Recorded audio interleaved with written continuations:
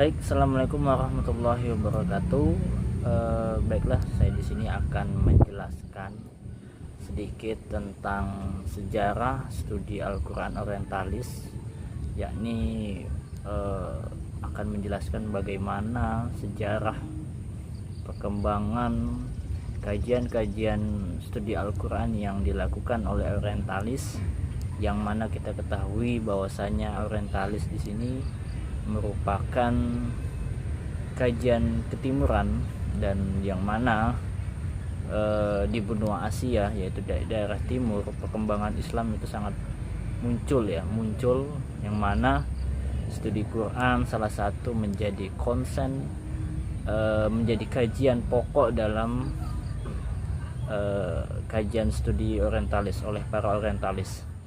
Oke, baiklah, di sini saya akan membuka pengantar bahwasanya sejarah Orientalis di sini sebenarnya dimulai pada abad ke-18 ya. Walaupun eksistensinya mulai muncul itu menurut Edward Said itu pada tahun 1312 ketika diadakannya proyek pengajaran bahasa Arab, Yunani, Ibrani, dan Syria diajarkan di Eropa, salah satunya di Paris, kemudian di Oxford, kemudian di Bologna, Avignon, dan Salamanca. Nah, pengaruh proyek pengajaran bahasa ini menjadi cikal bakal, salah satu ya, menjadi cikal bakal dasar kajian-kajian ketimuran itu mulai diminati oleh para Orientalis di barat gitu. Dan pada saat itu kajian Orientalisme dilakukan tidak hanya dengan mempertimbangkan keberadaan Orientalis dan karyanya saja, tetapi juga gagasan dalam bidang kajian itu sendiri. Artinya apa? Kajian Orientalis di sini tidak hanya dilakukan oleh per individu oleh Orientalis, tapi pada saat itu sudah menjadi semacam tren kajian ya. Makanya disebut tren kajian Orientalisme. Kemudian awal perkembangan Orientalisme, ya ini sebelum kita masuk pada kajian Orientalisme pada studi Quran, kita juga harus tahu bagaimana munculnya awal perkembangan Orientalisme. Di sini saya merujuk pada bukunya Edward Said tentang yang berjudul tentang Orientalism, yang mana dia katakan ada dua hal yang menjadi awal perkembangan Orientalisme. Yang pertama, awal perkembangannya hingga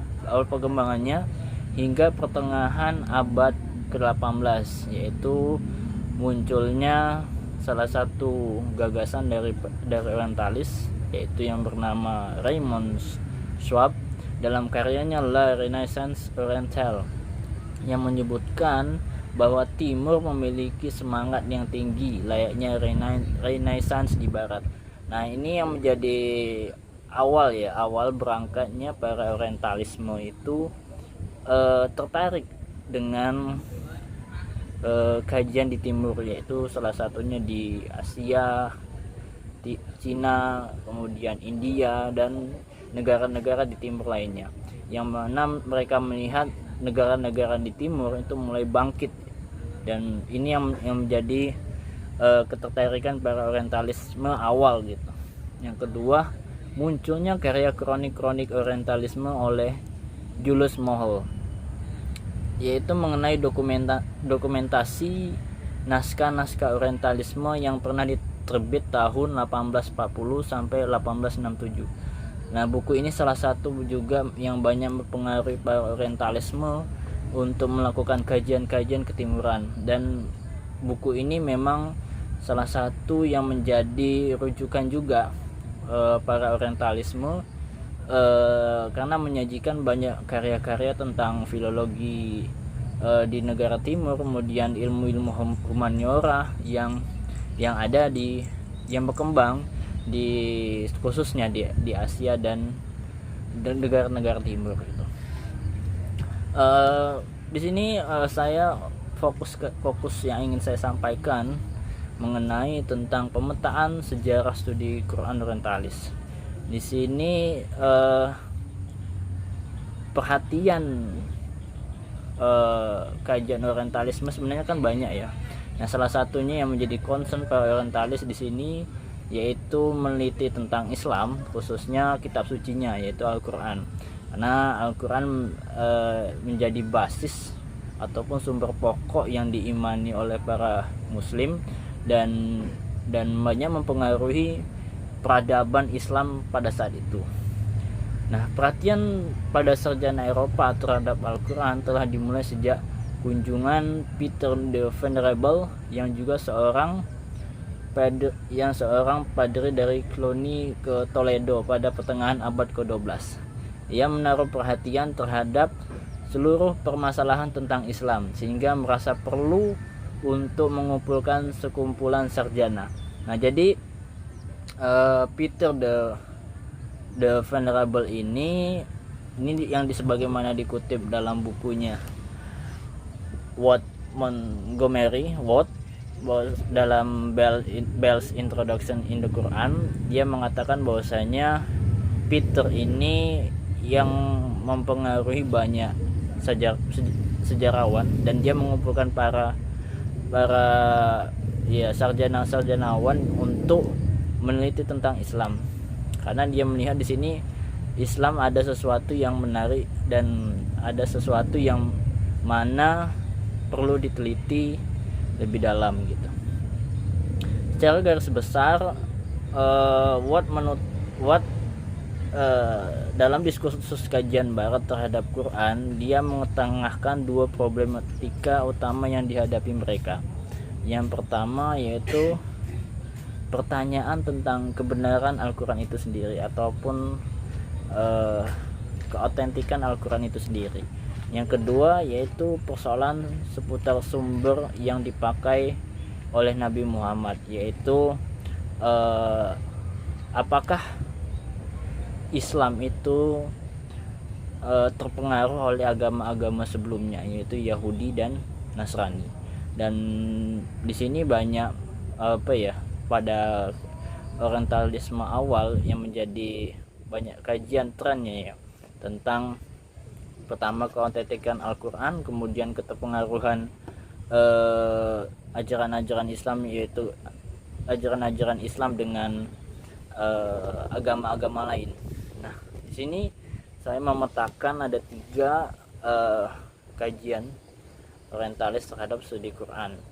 Yang pertama pada masa-masa sekitar abad 16 dan ke-17 itu kajian terhadap mushaf Al-Quran dan terjemahan Latin bahasa Inggris itu. Nah, di sini munculnya banyak mushaf-mushaf yang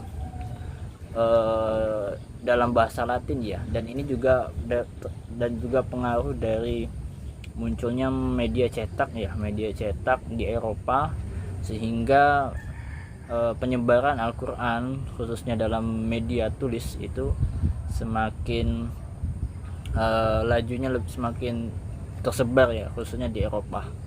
Dan kemudian yang kedua yaitu munculnya kajian sejarah Nabi Muhammad pada abad 19.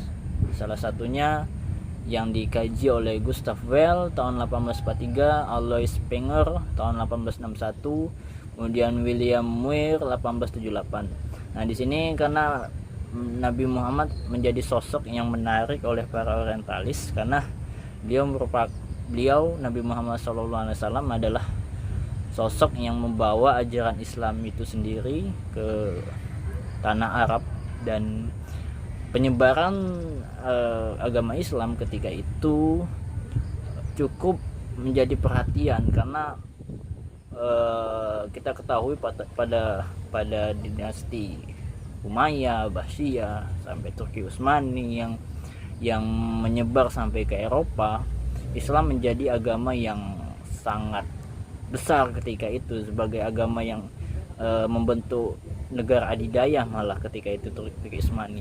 Nah, sosok Nabi Muhammad ini menjadi perhatian para orientalis ketika itu dan menjadi kajian yang cukup sangat diskursif sekali gitu, dan tentu kajiannya berbasis tentang kesejarahan. Yang ketiga yaitu yang banyak cukup menjadi perhatian juga oleh para orientalis, yaitu tentang sejarah teks kritik sejarah teks Al-Quran, dan ini cukup banyak dilakukan oleh para orientalis, khususnya orientalis yang mengkritik keotentikan Al-Quran itu sendiri. Ada yang mengatakan bahwasanya Al-Quran itu merupakan salah satu orientalis mengatakan Al-Quran itu merupakan jiplakan terhadap kitab-kitab Samawi sebelumnya, yaitu Injil dan Taurat. Dan itu salah satu yang dikatakan oleh Abraham Geiger, kemudian Theodor Noldek, dan para orientalisme lain juga mengkritik tentang sejarah teks Al-Quran, yaitu Joseph Horowitz tahun 1926, kemudian Arthur Jeffrey, kemudian Ignaz Goldziher, Richard Bell salah satunya juga, Rex Blechers, John Wansbrough yang juga terkenal yang menggunakan pendekatan kritik sejarah ya. Jadi cukup berkembang sekali dan pesat ya studi-studi tentang Al-Quran oleh para orientalis, yang awalnya berkembang pada kajian mushaf, kemudian pada ketokohan Nabi Muhammad, kemudian kepada kritikan terhadap teks Al-Quran, yang mana kajian-kajian mereka mungkin ingin menjatuhkan Islam ya pada awal ini, tapi secara perkembangan hingga era modern kontemporer ini para orientalis cenderung memakai pendekatan ilmiah yang tentunya bergeser dari subjektif menjadi objektif. Salah satunya yang dilakukan oleh para orientalis lain, misalnya Toshiko Izutsu yang melahirkan karyanya tentang semantik Quran ya. Kemudian beberapa orientalis juga melakukan kajian-kajian Al-Quran berbasis ensiklopedia, yang tentu kajian-kajian ini sangat berkembang dan banyak berpengaruh pada pemikir-pemikir umat Islam juga gitu khususnya. Mungkin itu saja yang bisa saya sampaikan, mungkin karena keterbatasan sumber ataupun data yang saya lakukan. Mungkin ini secara gambaran besar ya tentang bagaimana sejarah orientalis terhadap Quran cukup berkembang ya dari abad 18 sampai abad sekarang. Para orientalis juga mulai bergeser, cenderung dari awalnya subjektif, ingin menjatuhkan Islam ataupun mengkritik terhadap sumber-sumber Islam yang mana umat Islam pun sebenarnya pada masa itu tidak terlalu terpengaruh, karena mereka cenderung mengimani Al-Quran bukan mengimani Al-Quran secara teologis gitu. Dan semakin para orientalis melakukan kajian hingga hari ini, kita lihat salah satunya Andrew Ripin, kemudian dan para orientalis lainnya, dan banyak juga para orientalis yang menggunakan pendekatan sosiologis, kemudian antropologis dan humaniora lainnya, yang melihat Al-Quran khususnya itu secara lebih ilmiah daripada umat Islam yang mungkin cenderung mengimani Islam, kemudian mengimani khususnya kitab suci Al-Quran secara teologis saja. Dan mungkin ini yang bisa saya sampaikan, kurang lebihnya mohon maaf. Wassalamualaikum warahmatullahi wabarakatuh.